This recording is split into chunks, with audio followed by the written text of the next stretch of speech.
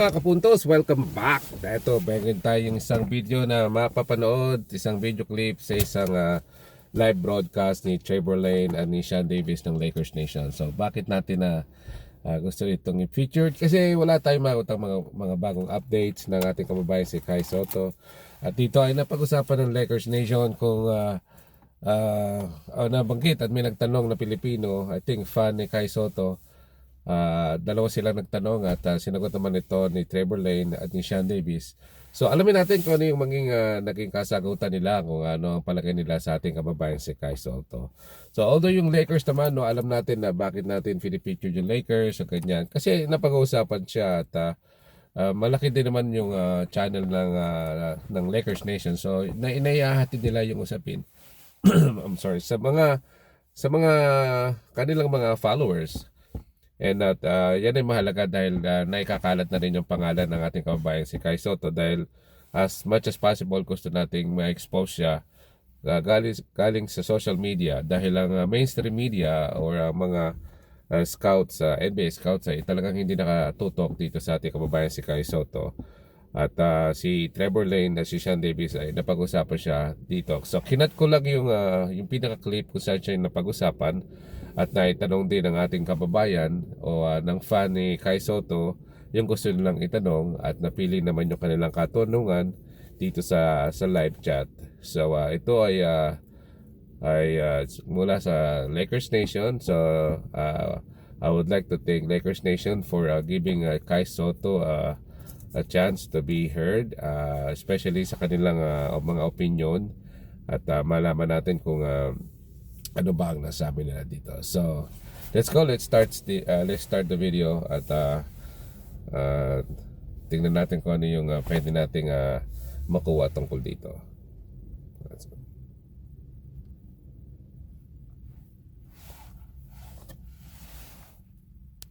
You look for trades, see what you can find out there on the market, and find somebody that can fit. Ronald said, I hope Trevor directly answers my question. Okay, well, here you go. Said, if Kai Sotto can be a pick by the Lakers this coming NBA draft June 23rd. So we need to talk about that. I spent a few days out in Atlanta last week, visiting with Kai, going through his training sessions and all of that. It was great. I also got to see him. So I posted a little over an hour ago the interview that we did with Kai Sotto. So you can see that on there. Tomorrow, I'm going to post highlights from the Atlanta Open run that he played in, as well as some of the behind the scenes of his training and stuff like that, which was great. Total blast to get out there and see it. The Open run featured other NBA players, some G League guys as well, some guys who are looking to get drafted. There were also some players like some names you might notice or remember. Devontae Kaycock was out there. Josh Powell, you guys remember him? He was out there as well. Shelvin Mack was out there. Some NBA guys were out there, in addition to some G League guys and some guys who are looking to get drafted and things like that. It was great to see him out there getting run. Can the Lakers draft him? They would have to buy a draft pick. And now they have a history of doing that, buying a second-round pick. So it's possible. I think... Okay guys, pause lang tayo dito. Baka tayo ma-copyright. So, ano lang natin. So, pwede pa lang mag-buyout, no? Ang Lakers ng draft pick. Marami naman silang pera. Baka magawa nila yon. So,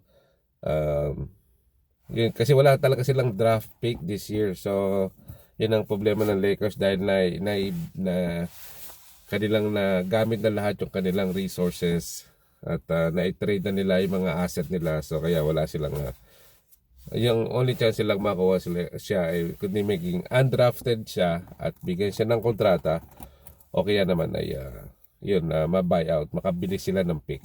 Alright, let's continue. I would have to really wow them in workouts and shoot really well, but from having sat down and just talked with him and everything, great kid, great head on his shoulders, and wishing him the best. Shoots, I mean, his shooting motion is very, very fluid from behind the arc. Yeah. That really stood out to me. I think he's got to get a little bit better in terms of being a rim protector. Use that length. He's 7'3". Ridiculous. He's 7'3". We were sitting down when we did the interview. He's 7'3", 7'5" wingspan. I think he's got to get to a point where he uses that a little bit more. But here's one of my favorite moments from the open run. So these guys, just to give you kind of a glimpse, these guys have all played basketball at a level to where there were guys throwing down dunks during the open run. I'm talking about ferocious, get up and attack the rim like you're mad at it kind of dunks. Dunks where if it happens in a game, the whole arena goes, oh, you get that crowd reaction. When these dunks happened in this open run, there was no reaction from the other players.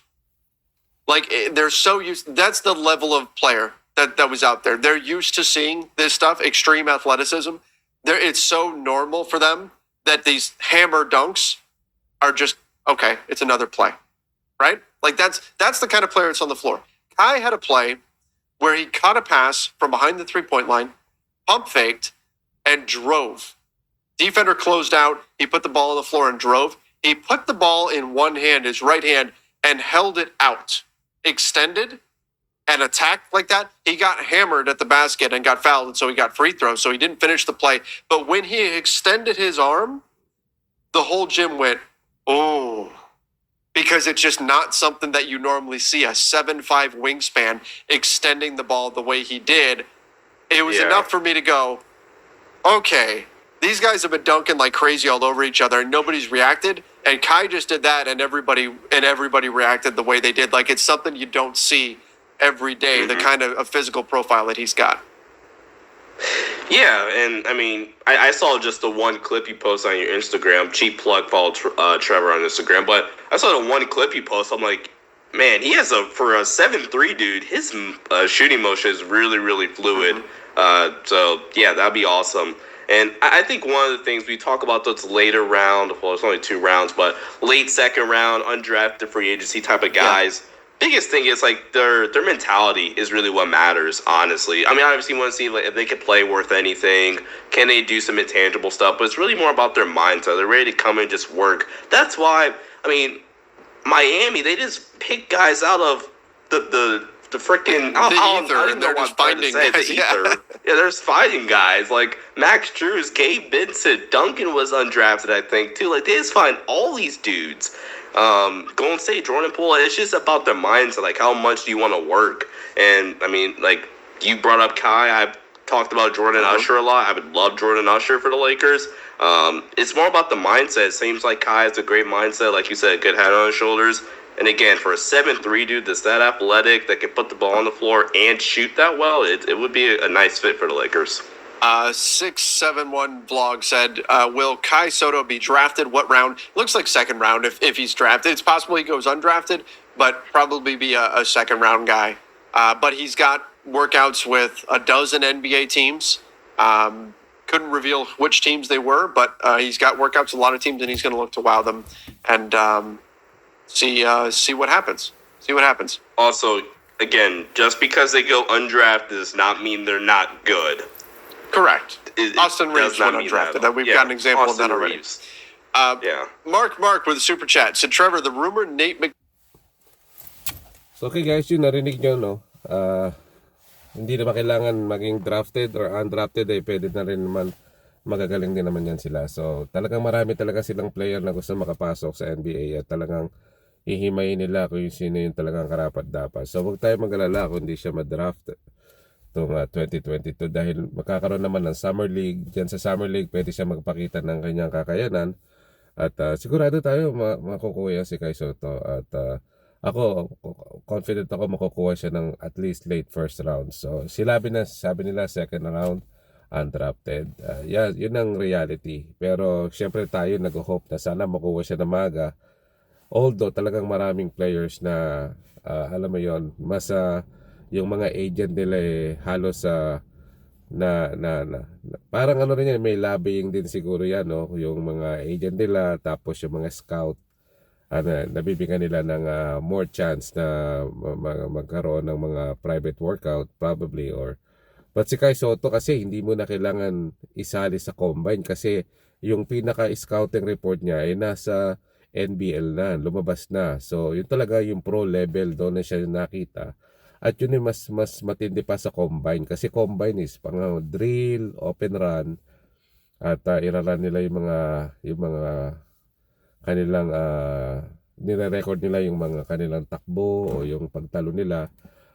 Yan ginagawa sa combine kasi yung iba yung totoong liga na nakapaglaro ka na, at kung siya ang nakapagdala yung mga NBA team ng scout doon at napanood na si Kai, yun na mismo yung pinaka kanyang in-game scouting report na pwede nilang ihatid sa kanilang mga pamunuan upang okay, itong player na to i-invite na natin kasi nakita na natin yung kanyang galawan at yung kanyang laruan sa loob ng court at sa pro level pa. So ibang-iba siya tungkol dito sa mga college players na talagang nandito sa Amerika at sila ay nabigyan ng maraming yung airtime sa palabas sa TV, yung mga broadcast. So marami talagang although exposed sila dito sa US pagdating sa mga fans at marami nakakakilala sila, at although si Kai Sotto ay nag-play abroad, sino ba sa atin ang nakakakilala noon kay Josh Giddey? Of course, nasa mock draft siya, pero ano mo yun, kung hindi ka nagpa-pay attention sa mga balita, hindi mo talaga malalaman until siya ay na-drafted ng OKC. So, yun lang mga kapuntos. Sana ay nagustuhan nyo itong video na ito na napansin ko lang na napag-usapan sila, at maraming salamat sa ating dalawang ating kababayan niya na nagtanong at least at nabigyan ng kasagutan yung ating mga tanong na minsan paikot-ikot sa ating isipan kung ano ba talaga mangyayari kay Kai Sotto. Support lang tayo mga kabayan kasi wala naman tayong talagang iba ng tawag dito yung pwede nating ipasok sa NBA ngayon na si Kai Sotto ay malapit na at konting tulak na lang at pagdating ng draft night tayo ay maghahanda, magkakape, magiinom, kung anong gusto nyong gawin, ready tayo, ihanda ang bandila ng Pilipinas, at pag natawag ang pangalan ng ating kababayan si Kai Sotto ay ating suportahan ng kanya magiging bagong koponan. Of course, Gilas Pilipinas, palagi yan ang nasa puso na ating kababayang si Kai Sotto. At hanggang dito lang sa muli, please kung meron kayong chance, paki-subscribe din na rin at para tayo makapagdire-diretso ng paggagawa ng video. At magkakaroon tayo ng giveaway as well. Meron kasi akong jersey ni Kai Sotto na gusto kong i-giveaway, at hopefully siguro makuha natin yung at least 5K subscriber, makatungtong tayo ng 5K ay isang malaking accomplishment at pasasalamat. At sa mga nag-subscribe na, maraming salamat po. Alam ko na mababa lang po tayo at tayo nagsisimula pa lamang. Sana'y mayangat natin at dito naman tungkol naman sa ating kababayang si Kai Sotto at para may balita natin mula dito sa Amerika, inyong kapuntos. Marami pong salamat. Hanggang sa muli.